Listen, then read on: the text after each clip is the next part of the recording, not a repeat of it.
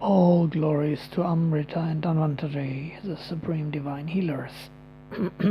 So, I have to add one little thought to this whole do viruses exist? I made 4 parts, and this is just a little add-on.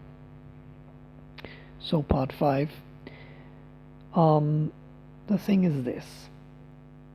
If you go to the WHO, they have on their website a big interactive map which explains their whole plan with layers and layers of information, videos, strategy papers, etc. There are also some videos on the subject, and that's pretty shocking, okay? But of course they don't reveal every little idea and plan, even though it's super complex. I mean, if you haven't seen it, you just gotta watch it to know what's really going on. So now here comes my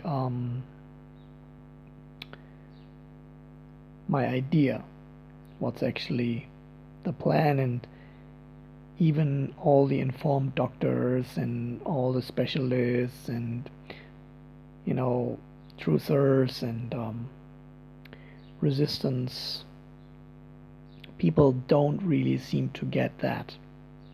In a way they do, but I have some special perspective on this, and that is, of course, those NWO and WHO people, they knew that this so-called virus does not spread from one person to another, because viruses are not contagious. They cannot spread from one person to another. But of course, those people who were poisoned and who got enough radiation, toxic foods, aerosols from the geoengineering, etc., all this stuff that we discussed in the previous videos, they developed those symptoms, and they were hoping, combined with the fear and stay home orders, etc., etc., and the rolling out of the 5G, to get enough people with symptoms to scare the public into accepting the then mandatory vaccines.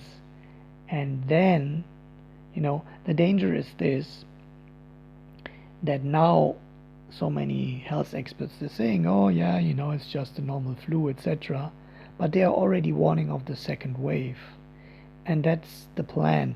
So they want to make every alternative doctor look ridiculous, because they're still buying into the virus theory. And this is the major point.